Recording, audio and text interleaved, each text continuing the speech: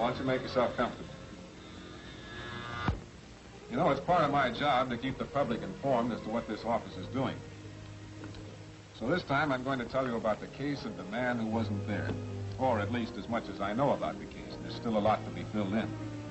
This man goes by half a dozen different names. Which one, if any, is his real name, I'm not quite sure. But he's generally known as Prince Zerny. He has quite a record. He's arrested 4 times, to my knowledge. Always managed to have an alibi. He was never convicted. He combines crystal gazing with blackmail and occasional robbery. It was in connection with a robbery that I first met him. I called at his apartment with Miss Kelly, my secretary. By appointment only. How exclusive. Do we have an appointment? I'm sorry, Prince Zerny is not receiving today. I think you'll receive us. Well, Danny. Oh, hello, Mr. Allen. Come on in.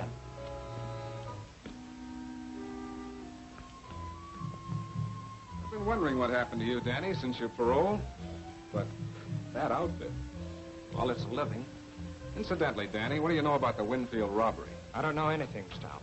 I'm operating strictly on the level. I'm tired of doing time. I'm glad to hear that, Danny. You're a young fellow, and you've got a chance to make something of yourself. But tying up with a man like Zerny... Oh, you've got Zerny all wrong, Mr. Allen. Oh, I ain't saying I go for this occult stuff, generally speaking, but Zerny's different. He's no phony. He's really got something. Some sort of a power. I'll tell him you're here. Who's he? Danny Watson. He's a youngster that got a bad start, and I'm afraid is heading for the same kind of finish.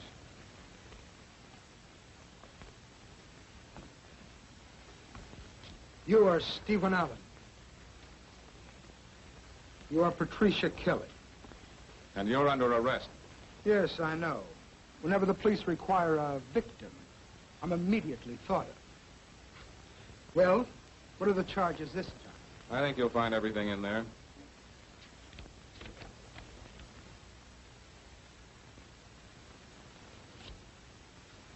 I don't quite understand this. Oh, it's quite simple. Mrs. Winfield, one of your, shall we say, disciples, has missed some jewelry. No doubt. She's an extremely careless woman. It was stolen from the Winfield apartment on the night of September 4th. She claims she told you where they were hidden. That doesn't prove anything. No, but this does. You dropped it in the apartment. Do you recognize it? It's a floor plan of the Winfield living room. Prince Zerny, Atherton Apartments, Suite B, City. It appears to be addressed to you. Why? The usual crude police frame-up. Mr. Zerny, I came here for the purpose of breaking one of my own rules. Ordinarily, I don't make deals, but this is an exception. Mr. Winfield wants to keep this case out of court. Doesn't want his wife mixed up in it. And I can understand his feelings. So if you'll just return the jewels, I'll postpone action for a couple of weeks. That should give you a chance to get out of town. You're very naive, Mr. Prosecutor. You have a warrant for my arrest. Why don't you take me along? Look, Zerny, you've been very lucky in the past.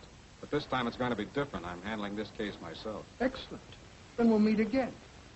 Shall we go now? Yes, this time we had Zerny right where we wanted him. An airtight case. My only regret was that I had to involve Mrs. Winfield in it, but then that couldn't be helped. And then in court, I got quite a surprise. Joseph Metcalf, Zerny's defense counsel, did something that I hadn't anticipated. He put Zerny himself on the stand. My very good friend, the public prosecutor, with his customary brilliance, has definitely established the fact that the robbery took place on September the 4th, between the hours of 9 and 11:30 p.m. Prince Zerny, where were you at that time? I was 350 miles from here at Grant's Cove. I arrived about 7 o'clock in the evening, checked into the Cove Hotel, had dinner in the dining room, and then chatted for an hour with Mr. Prinny. He's an old friend of mine, the owner of the hotel. What time was it when you finished your talk with Mr. Prinny? Oh, about 10 o'clock. Then what did you do? Oh, took a stroll through the village and dropped into the drugstore. Whom did you see at the drugstore? The proprietor, Ralph Combs. Do you recognize Mr. Prinny or Mr. Coombs here in the courtroom? Oh, yes. There's Mr. Prinny, and there's Mr. Combs. It was an unshakable story. But later, when Prinny and Coombs were put on the stand, they proved to be thoroughly honest and reliable witnesses. So, once again, Zerny had a perfect alibi. After less than a quarter of an hour, the jury brought in a verdict of acquittal. But just the same, there was something strange about the whole affair. And then about 3 months later, in the last evening, as a matter of fact, the police were again looking for Mr. Zerny, this time on suspicion of murder. Before I arrived at police headquarters, Lieutenant Evans had questioned Danny Watson. All right. So you didn't know that Mrs. Turner had been strangled in Zerny's apartment tonight around 6:30 or 7 o'clock? You didn't know that? No, not until the cops picked me up. Okay. What time did you leave Zerny's apartment? I already told you once, 6 o'clock. Was he there when you left? Nobody was there. Hello. Yeah, put him on. Yeah, Sergeant. What? Well, when did Metcalf tell you that? Uh-huh. No, we'll pick him up when we want him. Yeah, thanks. So you left Zerny's apartment at 6 o'clock tonight, huh? Well, yeah, why?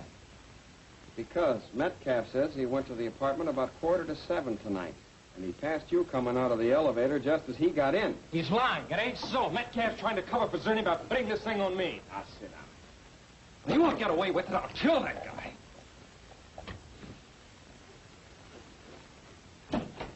Well, what have you found out so far? You might have the murderer right here. According to Metcalf. Metcalf's trying to pin this thing on me. Oh, but with your nice, clean record, he won't have a chance, will he? All right. Who did kill Mrs. Turner? What's your idea?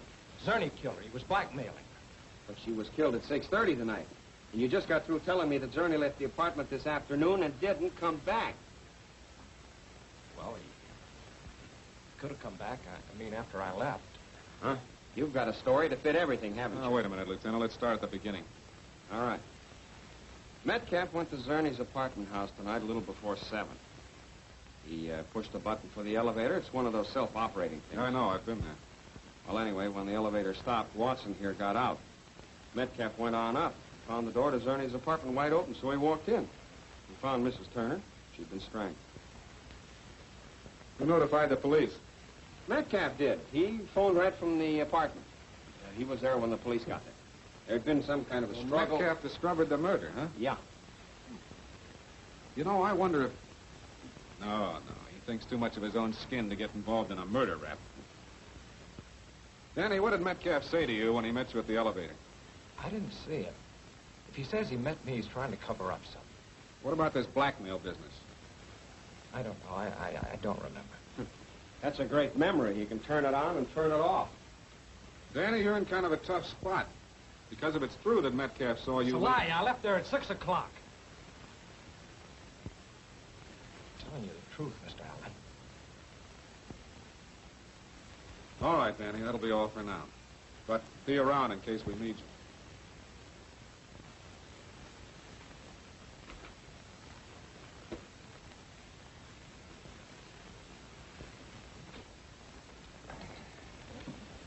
That guy, with a record as long Yeah, as... I know all about his record. This time I think he's talking straight. All right. That leaves Metcalf and Zerny. It's just like you say. Metcalf's too smart to get mixed up in a murder, and Zerny's going to have an alibi. Yes, every time anything happens, Mr. Zerny is somewhere else. He's never there. Oh, by the way, when you phoned, you mentioned a letter. Yeah. It's a postcard addressed to Zerny. We found it in his apartment. Phoned you a dozen times today, but no answer. It'll have to be tomorrow evening, Thursday, at 6:30 instead of 8 o'clock. At least Zerny had an appointment with somebody at 6:30. Well, so far we've got nothing to go on except our boyish enthusiasm. What do you say we take a look at that apartment? Good idea.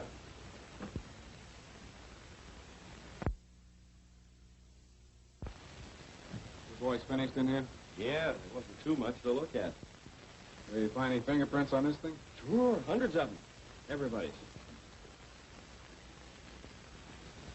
Thus far, Lieutenant Evans, I see a very dark future for both of us. As far as this case is concerned.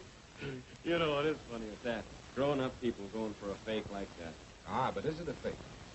Danny Watson says this fellow Zerny is on the level, that he really has supernatural powers. You ask me, Danny Watson's the guy with the supernatural powers. Hey, Zerny, Well, good evening, gentlemen. Would it be proper for me to ask who you are and what you're doing here? That's the switch. He's asking us. I'm Lieutenant Evans of the Homicide Division. This is Mr. Allen, who you two have met. Where were you at 6:30 tonight? 6:30? Well, I've been out of the city since early this morning. I've just returned. What about your appointment with Mrs. Turner? Appointment? I had no appointment with Mrs. Turner. Let him see the postcard. Phoned you a dozen times today, but no answer. We'll have to be tomorrow evening, Thursday, at 6:30 instead of 8 o'clock. I know nothing whatever about this. This card was delivered to you yesterday. You read it, crumbled it up, and threw it in the wastebasket. The police found it there this morning. Gurney, you're under arrest. On suspicion of murder. So you suspect me of killing this Mrs. Turner? Could be. Stay just where you are, gentlemen. I wouldn't move if I were you.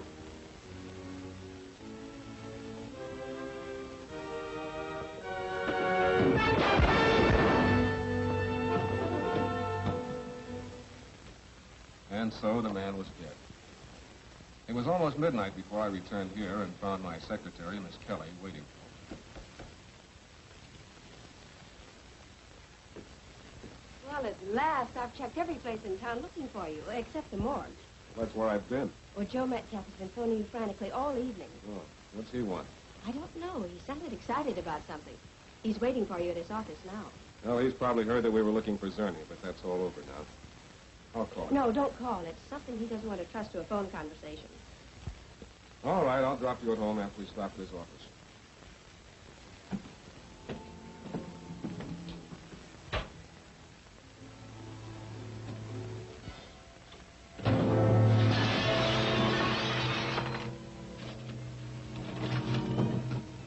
Pat!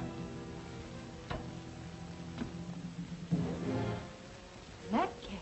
Yes. Looks like he's been strangled. I didn't do it, I tell you. He was dead when I got here. Here's something, Mr. Allen.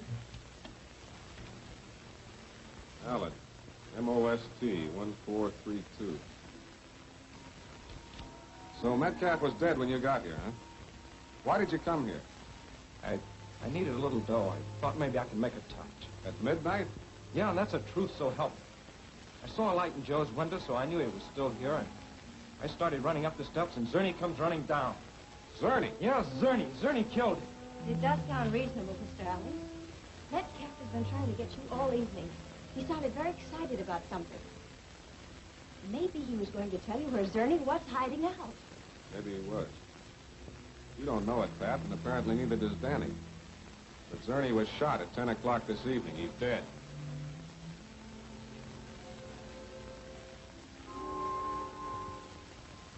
So there's the story today.